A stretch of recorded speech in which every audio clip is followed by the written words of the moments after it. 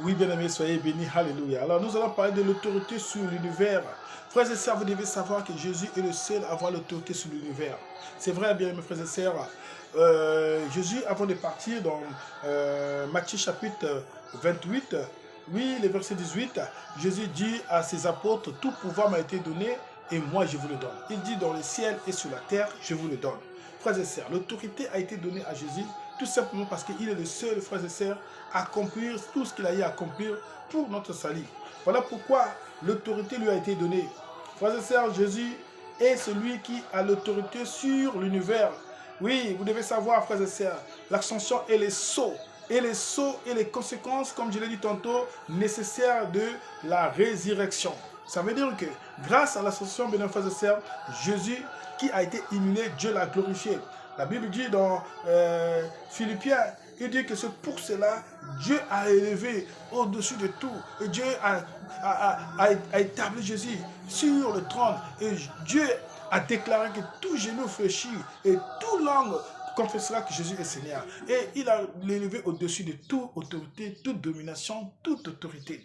Voilà pourquoi Jésus est le terre et le consommateur de la foi. Oui, bien aimés frères et sœurs, voilà pourquoi il est le seul, frères et sœurs, à avoir ce qu'on appelle la domination et l'autorité, bien aimé, la souveraineté universelle. Oui, c'est vrai, bien aimés frères et sœurs. Les conséquences, c'est la résurrection, c'est l'œuvre de la croix. Frères et sœurs, oui, après son humiliation, et maintenant, il est souverainement exacté. La parole, c'est donc, comme je l'ai dit tout à l'heure, dans Philippiens chapitre 2, le verset 5 à 11 qui nous confirme cela. Assis désormais à la droite de Dieu, il a reçu le pouvoir dans les ciels et sur la terre. Nous avons donc, tout à l'heure, je l'ai dit, Matthieu chapitre 28, le verset 18. Nous avons Hébreux chapitre 12, le verset 2. Jésus est le terme et le consommateur de la foi. Nous avons tout à l'heure dit cela. Cela est donc le terme et le rôle central, oui. Donc, ça veut dire que nous devons savoir, bien aimé, sur le plan spirituel, il n'y a pas un homme qui est plus puissant, tout puissant que Jésus. Il n'y a pas un homme qui est plus puissant et tout puissant que Jésus. Aujourd'hui, bien aimé, beaucoup de gens courent après des maisons occultes.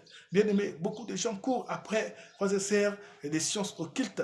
Mais dans tous les cas, frères et sœurs, peu importe le maître, peu importe les dieux que vous pouvez adorer, vous pouvez invoquer, vous pouvez chercher, frères et sœurs, vous devez savoir que nul est au-dessus de celui qu'on a appelé et qu'on appelle, on confesse aujourd'hui, Jésus-Christ. Hier, on appelait Jésus de Nazareth. Aujourd'hui, c'est Jésus-Christ de Nazareth. Frères et sœurs, rien n'est plus grand. Il n'y a pas un Seigneur, il n'y a pas un Dieu qui est plus grand. Parce que nul a vaincu la mort, nul a été enlevé, bien aimé de façon physique.